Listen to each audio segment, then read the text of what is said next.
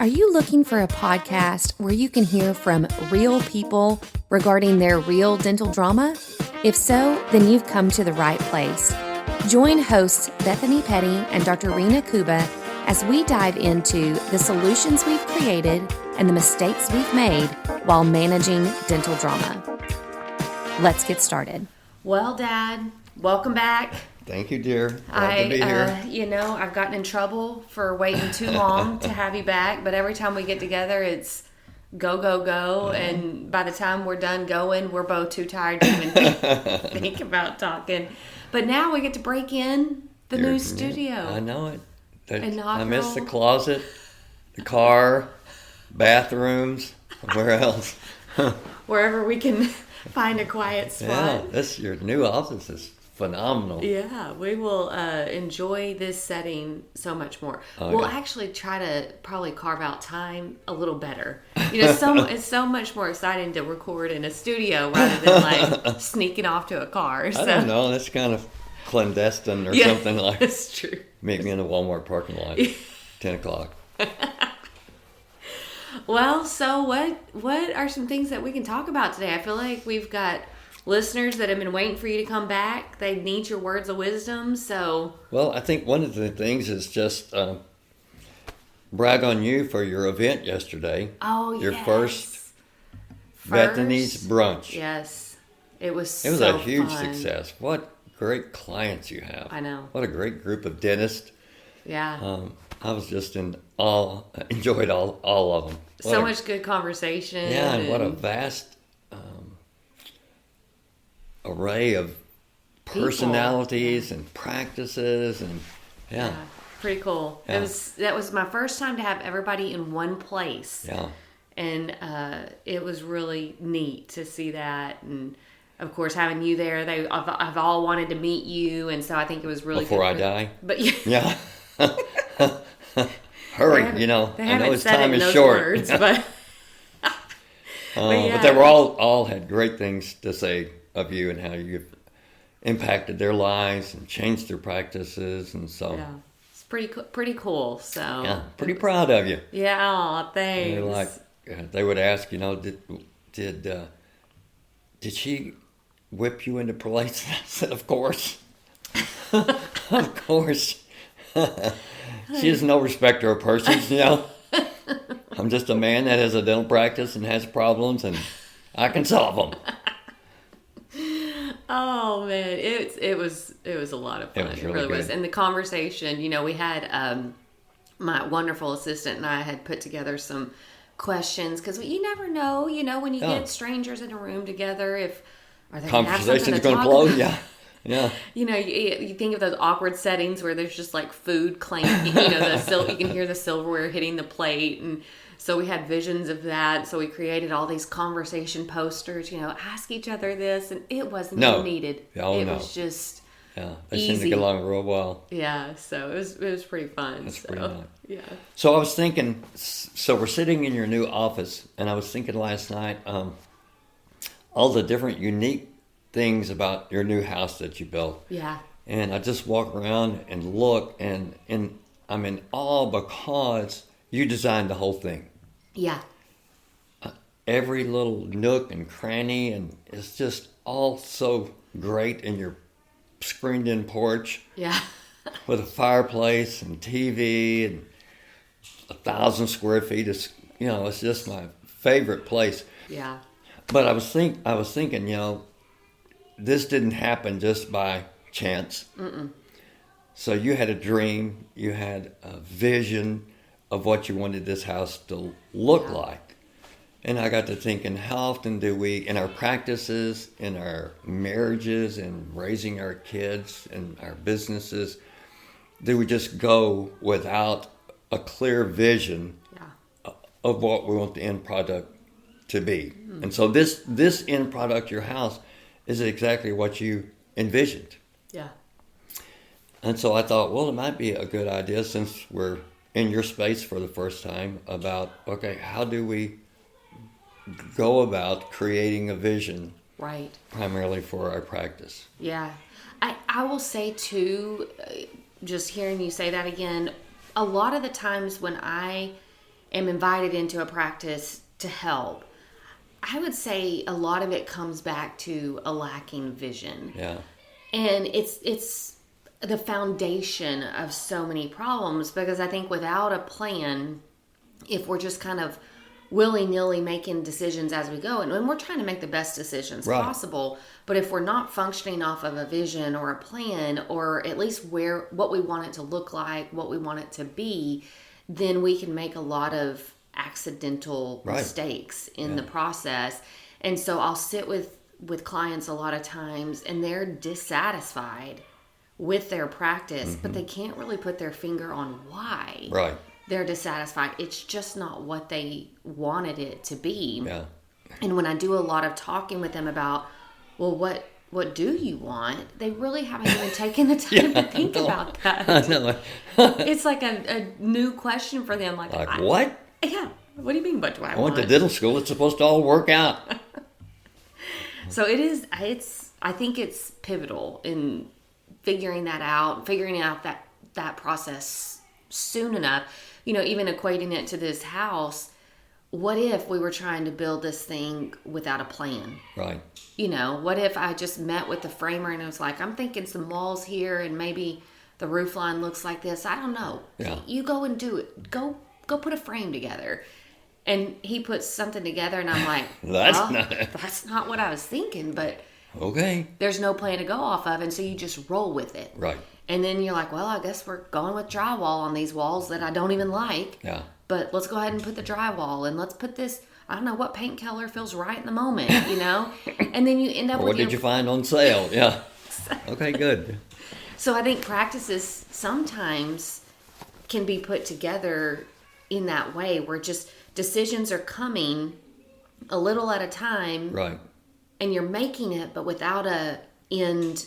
Right. You may be making a decision on a path that you really don't even want to go down. Mm-hmm. Like I was so impressed with one of your doctors yesterday.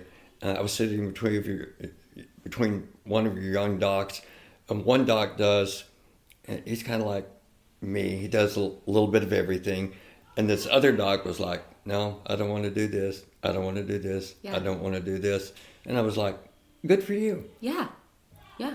Good for you. I don't have to. Mm-hmm. That's not the dream. That's not the vision I have for my practice. So I think having a vision, a clear vision, enables you to say yes to the right things and no to the things that aren't pushing you toward that vision. Yeah.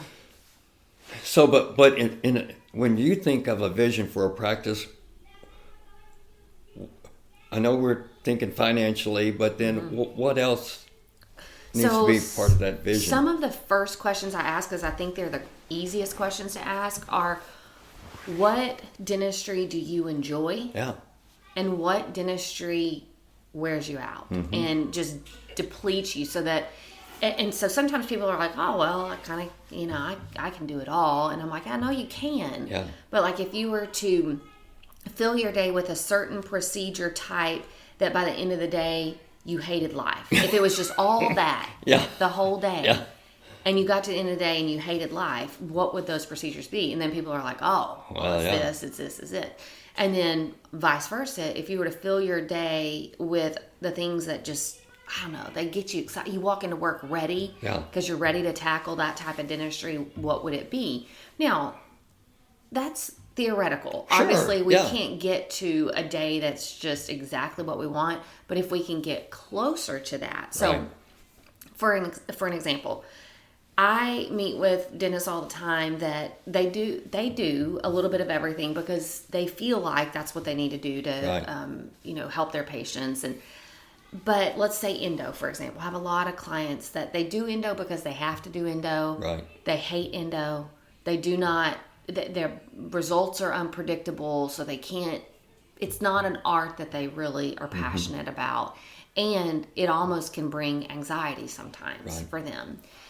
But it's an important profit center for their practice. So then I go, okay, in an ideal world, you wouldn't want to fill your day with endo. How can we do less of it? Right. And what can we replace that with? well, I really enjoy cosmetic cases, but I just don't have the patient base, to do cosmetic cases. So I keep doing these endo and crown combos. I'm like, okay, but are we marketing for the cosmetic cases? Yeah. Are we talking? Are we asking the right questions of our patients that opens the door for those cosmetic conversations? Are we, putting visuals up around our office that show that we do cosmetic? Well, no. Well, then we're filling our schedule with the things that we really don't want to do, and we're not opening ourselves up for the things that we do want to do. So sometimes it almost feels like you're trapped in a house that you didn't want to be in, and you feel like there's no way out, but we can bulldoze the thing, Right, yeah.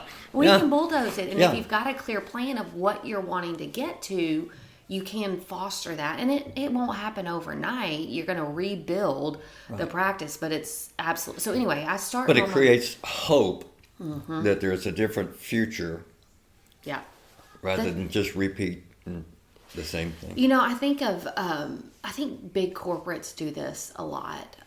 It's been fun for me to watch kind of the reinvention of Walmart.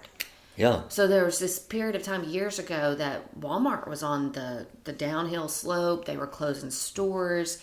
It just was not doing well. It couldn't compete with places like Target that had a better shopping experience. And so it's pretty fascinating. Walmart, obviously they're strategically planning all the time, and they don't want to close stores. And they were one of the first, people are surprised to hear this, they were one of the first to roll out the grocery pickup. Really? Yes. So as part of their reinvention strategy, they were like, we got to change something. We got to get back these middle-class mamas that prefer the Target. What could we do to get them back to our store? Let's roll out this grocery pickup, and completely changed the path of Walmart. Target was late to the game, honestly, in that, because they relied on their in-store experience. They lost so many mamas to Walmart and to Kroger and all of those that added this feature that they were able to bring people back. So when you think about it on that level, you're like, if a big corporate like Walmart, who has thousands of stores, can reinvent themselves, why could a little practice not do that? But again, it comes back to, I don't have a vision of what this reinvention would look like. So you could keep adding a room to your house. We're going to add another room. We're going to add another room. We're going to add another room. But without a vision, a clear vision of where you want to go, you can spend time and money fruitlessly. I mean, you've wasted time and money, and you've only added to your frustration because, your vision may be to the right and we're going to the left. Without knowing it. Well, without knowing it. You're doing great things and trying to practice great dentistry, but internally, you're like, life is miserable. I was telling one of your clients last night. I said, or yesterday, when I graduated from dental school in 1977, I may have told you this, about 2 months before we graduated from dental school. So you've gone through all of this. Now you have all this student debt. They brought us in. They said, hey, we want to tell you about the field you're going into. This year in 1977, dentists have the highest suicide rate, divorce rate, alcoholism, and drug abuse. Congratulations. You're like, oh my gosh. Like you couldn't have started the program with that speech. So there's just a lot of inherent stress in what we do, because we sometimes inflict pain. Most of the time people are going to say, I hate being here. Yeah. And they don't really mean I hate you, but a lot of dentists take it personally. Oh, you hate me. And we tell people all the time, hey, I tell people I'd much rather be in the chair I'm in than the chair you're in. So understand.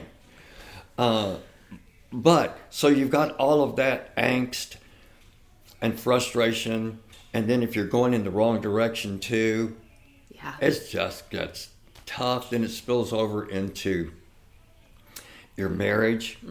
There's a dental educator I used to listen to. Can't think of his name right now, but I can remember him telling the story. He graduated from Baylor, probably when I did, 77, early 70s. And in his graduating dental class, 100% divorce rate. Wow. 100%, the whole class, over time, all divorced. So if you have a practice with no vision and you've got this underlying, that you don't even know really where it's coming from, but you've got all of this pressure and unhappiness and frustration, it has to spill over somewhere. Into life, yeah. Yeah, so into life. So then in 77, we were either drinking ourselves or killing ourselves or divorcing our wives. So I think the clear vision then helps not only with the success of your practice, but in life. Yeah. And I think too, when we really do enough soul searching to know what our vision is, and Right. I think that's really critical, is that we take it as deep as we possibly can. Yeah. So, I think starting with clinical preferences is kind of the surface level. Yeah.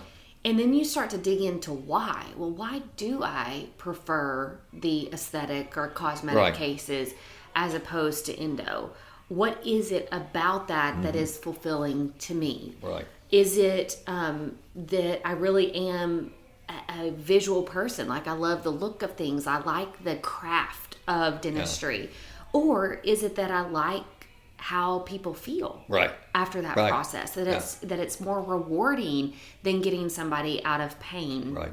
That pleasure is really, encouraging to me. Sure, yeah. So just kind of digging real deep, because I think we've got to be real careful with our vision, because a lot of times we build our vision off of what we think is the right answer. Right. So this is what everybody says I should be doing. Yeah. And so it sounds real good, and we can get ourselves hyped up in the moment for something that we think sounds good. Yeah. Or what everybody else around us says you should or shouldn't be doing. And so I think we've got to be real careful before we start building this structure, investing a lot of time and energy. We've really got to soul search to make sure that what we're building is going to sustain us long term. Yeah. Now, it doesn't mean that once you start down a path, you can't change it, Right. right? So that's another thing that I think happens sure. a lot is people may have started with a really clear vision, and they're building a practice that satisfied them when they were 2 or 3 years out of dental school, and then life changes happened. They became a mom, or they became a dad, or they became a grandparent, and what they wanted out of the practice completely changed. Right. Because they had this imbalance in life. And so we can still pivot Sure. the vision depending upon what life gives you. But I think having that soul searching from the beginning, and when I say from the beginning, it doesn't mean that you can't restart. Oh, yeah. No matter where you are in practice.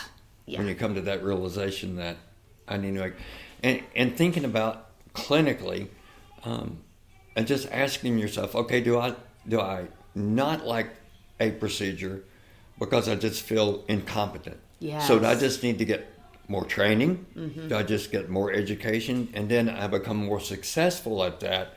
And then, because I think you're right, the things that we fail at, we don't want to do, or if we're nervous.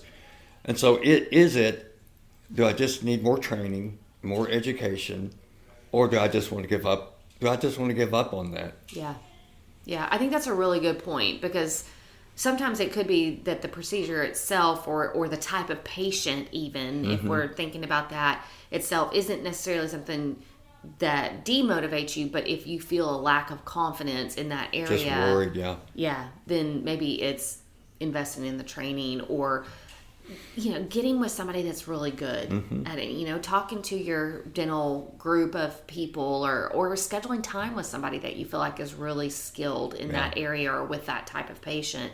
So it could be that you've got a vision that you thought would include certain things, but because of your lack of confidence and competence in those areas, you feel like that vision's unattainable. Yeah. And I think you're exactly right. That's where we go, heck no. No.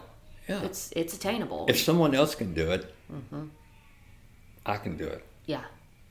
I've been to dental school. I'm not, Yeah, I I'm can learn. sharp enough to surely But it may take either that or you sell your practice and you go to work for Walmart. Yeah. There we go. There it is. They're reinventing. Walmart. We have solved it. We've solved At least the stress issue. Sometimes I tell Dr. Kuba this. Sometimes I'll walk into Walmart to get some things from the store, and I'll see that initial, greeter person that has, by the way, has reinvented over time as well. I don't know if every Walmart is like this, but I remember the days when you would walk in and there would be a seated elderly person that was just waving, hi. And now it's a standing person that's slightly younger that's also checking orders as they come out. So, but still, I sometimes look at that and think, oh, the simplicity of that wonderful job. Yeah. Might be nice for a moment, but... So clinically, I think your vision should be, okay, what do I want to offer? Yeah. Like this last week, we don't see a lot of kids, and it wasn't on purpose. I'm not sure how it happened in our practice, because we used to see a lot of Medicaid kids. Yeah. And now we don't see a lot of kids, but last week we had a child in, and one of my assistants said, "Are we at a point where we can not see kids anymore? None, zero." And I said, "Yeah." So, my vision changes too, because I'm like, I don't love kids like I used to. Yeah, and again, I love them, but they're just stressful. Yeah. And I don't know if it's the parents today. It's just hard. I listened to your pedo docs yesterday. I thought, God bless you, man. It's just rough. But I was impressed with one of your pedo docs. We're terrible. We let the parents come back, and it's just a crap show. Yeah. Are you okay? Have they expressed any discomfort? So Quit talking, parent. So anyway, there are procedures that it's okay to not do. Yes. Yes. And again, if that's a source of anxiety and a lack of joy, you can build a practice that doesn't have kids. There's specialists for a reason. Yeah.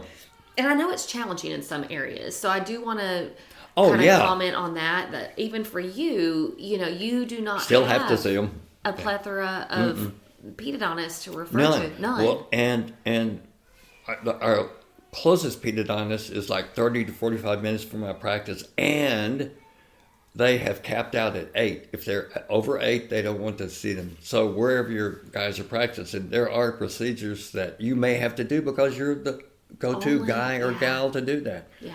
So in those situations, you just got to get the training and get proficient in those. Comfortable, yeah. And I think if that's, again, because this is a scenario that happens a lot where there is no place to refer these people, but then we can also control it so that it's not an overwhelming part of your day. Right.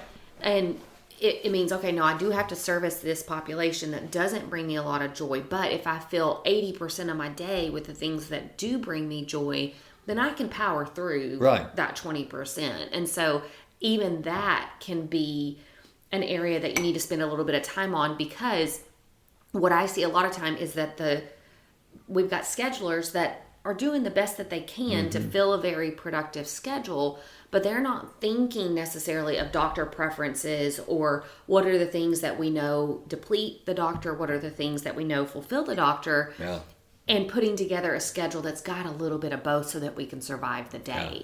We're oftentimes taught to just look at that schedule from a production standpoint, which is absolutely important. Right. But to me, it's got to be both. It's got to be a productive schedule, and it's got to be a schedule that is at a minimum survivable, but at a maximum enjoyable. Yeah. And I think we've got to have that balance in our schedule and getting our schedulers up to speed with what we really enjoy. And part of that then is just sharing with your team, being vulnerable with your team and saying, I hate this. Yeah. I mean, this is how I feel about certain procedures. So if the team knows, then they can support you. Right. And your schedulers can help you. Yeah. So, yeah. And getting your team, I think, with the idea of vision. So it takes a lot of soul searching, first of all, not just surface level, but deep soul searching. Yeah.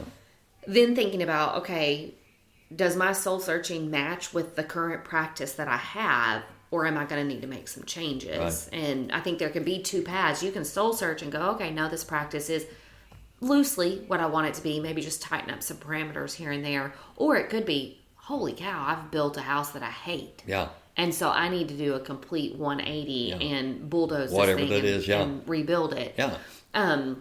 But I think either way, you've got to have a team that is on board with the vision. Right. If they don't understand what we're doing, why we're doing it, how we're doing it, and I think that's where a lot of the misbuilt houses happen. Right. Because we may have a practice owner that really does have a clear idea of what they want, but they're not real good at exciting their team towards that. Yeah.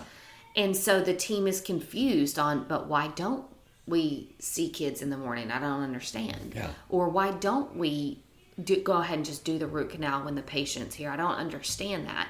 So that because they don't understand what the vision is or why that vision is there, then they just do what they think is best. Activities that, So maybe counterproductive or... And I think they do it out of good intentions. Right. It's just they misbuild the practice. And so then it could be you've got a clear vision, you know what you want, and you're just having trouble getting your team to see that vision. And so to me, when you've got that situation, you've really got to, I always say, just hit the pause button. It's not worth continuing to spin wheels. Oh, right.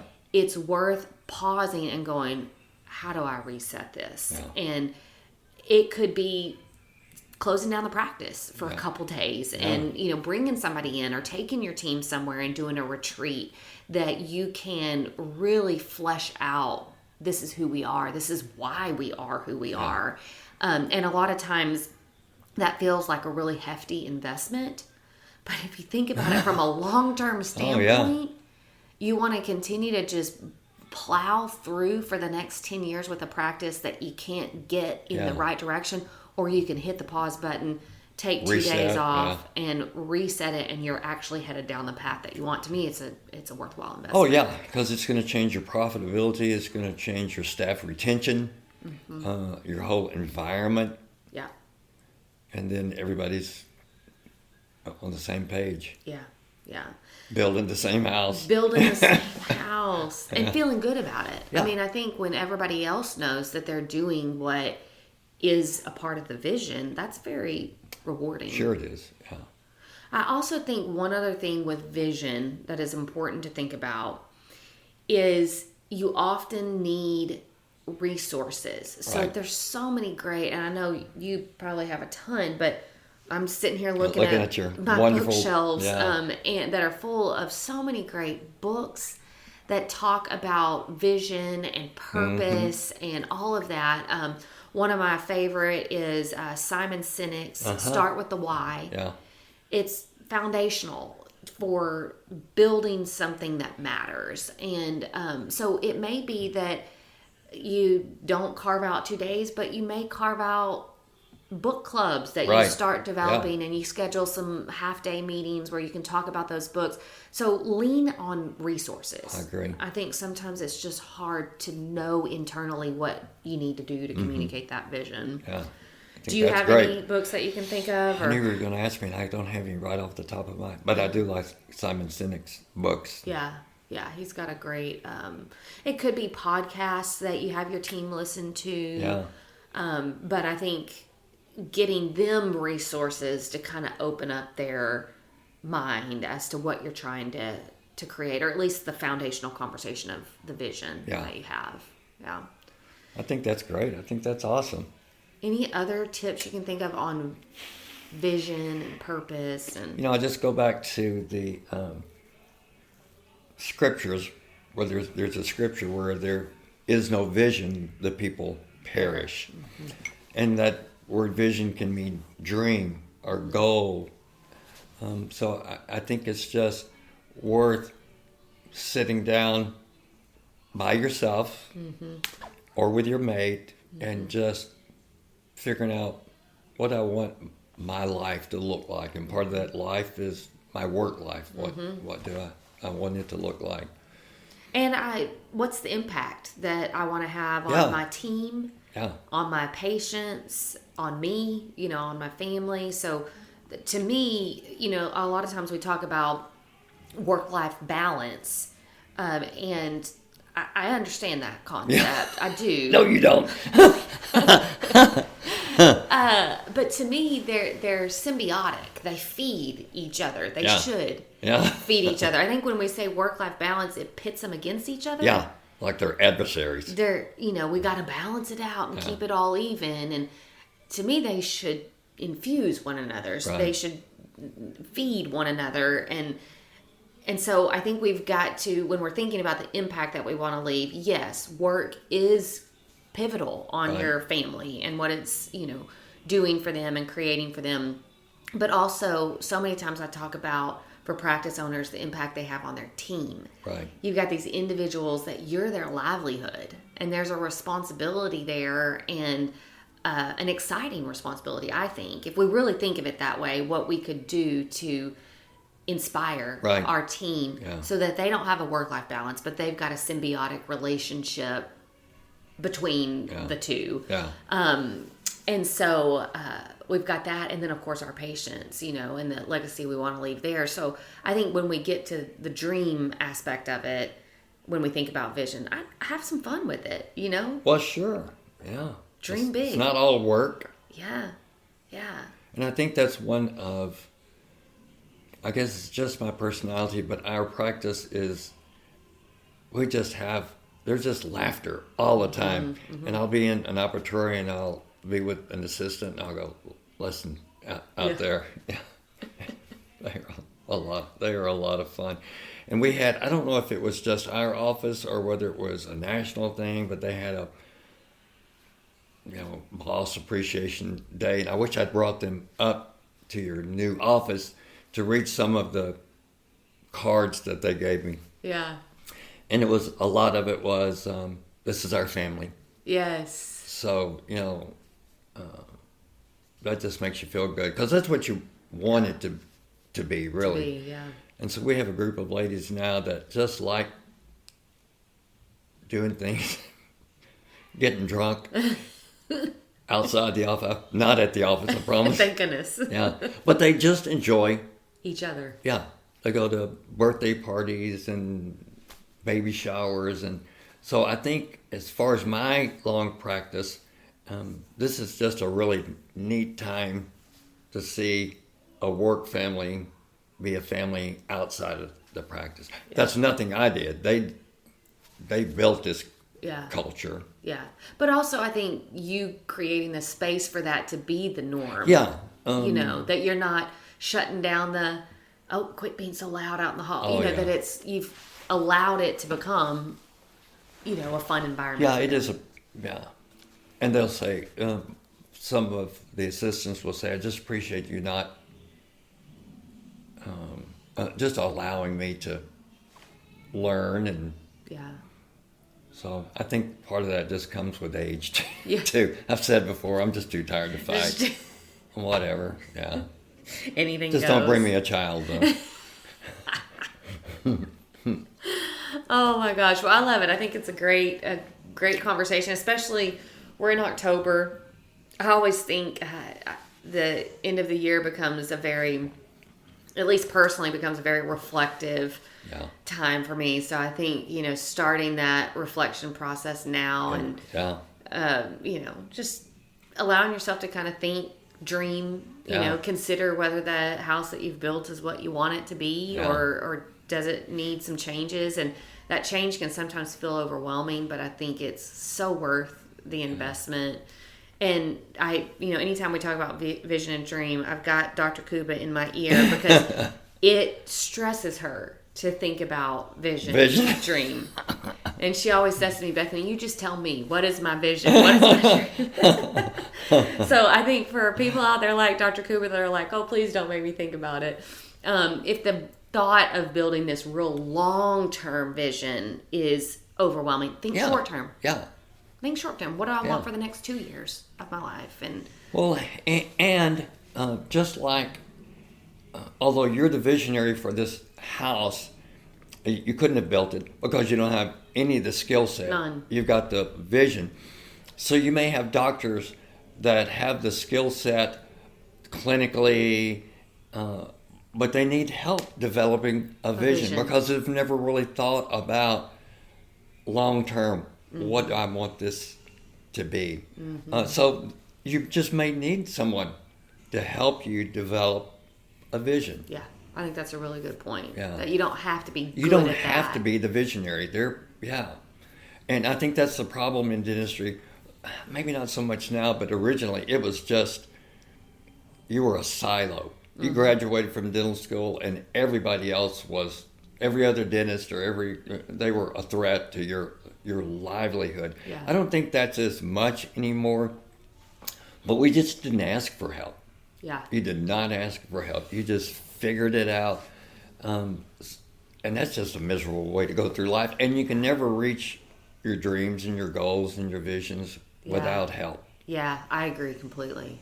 So if you need somebody, you're right, either books or come to someone like you that can help you Formulate. flesh out your vision or develop a vision. Yeah. And again, that's not ever going to be in stone that this is it. Yeah. From year to year, you need to revisit that. Do I still have the same dream that I had last year? Yeah. Or has it evolved or changed? Yeah. So anyway. Do I need to pivot in any way? Yeah. I think that's a really good point too, is constantly reevaluating the vision. Yeah. And I personally recommend on an annual basis. I think so. Because it's just, life changes in a year. So, and you may, 5 or 6 years in a row be like, oh, it's the exact same vision. Yeah. Wonderful. Keep going then. But if the vision, and that vision, you need to make sure that as you reflect upon it, do I still have the same vision? Share that with your team. Mm-hmm. Vision's the same, but if it's changed, they need to know it's changed. Such a good point. That is like nail on the head. So many times the practice started a certain way. The doc has changed his or her vision of what they want, and but they're the only one that knows it. So the team is just confused on why is my Who is doctor this guy? angry all the time? And Dr. Jekyll, Mr. Hyde. Who is this guy or gal? yes, yeah, it all. Yeah. Because again, like you mentioned with the building of this house, it took many different skill sets, many different crews of people to make it happen. You cannot individually execute your vision. No. You have to have a team that's with you building that same structure, that same vision. So, And that is the scary part, though, yeah. particularly with the practice of what if they don't believe in this vision? Yeah. So then what do you do? Yeah. Do you train that person up? Or is that person going to be someone that the hardest part of let that person go? I know. Because I can't do it. I know. You know that. Okay, fine. They're going to be here, yeah. Never mind, I'm changing my vision. Sally got to decide we're going in this direction instead. It's true. She thought it was a bad idea, so we're not going to do it. We're not going to do Invisalign because it's a huge profit center, but she just didn't think it was a good idea. Back to the drawing board. Yeah. Yeah, I agree. You got to have a team that's on board with it, and I do think a lot of people can get on board. Oh, sure. I think the bulk of people can, but every once in a while you've got somebody or a handful of people that just won't, and it's I don't think people decision. want to get on a train if they're not sure where the train is going. Mm-hmm. Like, I don't know if I want on this. Where's it going? Oh, I'm not really sure, but it's going to be a fun trip. Just hop on. So there are a lot of people, depending on your personality type, that need that clear vision. Yeah. And then some of those people will be your influencers and can influence the other team. Like, hey, come on, get on the train. Yeah. We're going here. This direction. Yeah. This is it's going to be okay. Yeah, there may be some scary curves or whatever, but it's going to be okay. Yeah. Yeah. Well, good conversation. We did it again. It was Thanks for the inaugural podcast. I'm glad you got to break it in. Yeah, I love it. Thanks for joining the conversation today. We hope that you are comforted in knowing that you are not alone, but we also hope that you're walking away with some really great tips and tricks to try in your practice. We value your feedback, so please take a few moments to rate and review the podcast. Finally, we want to make sure that we're covering the topics that matter to you. So track us down on Facebook, Instagram, and Twitter, and let us know what topics you want us to cover. As always, please know that we are rooting for you today as you manage your dental drama.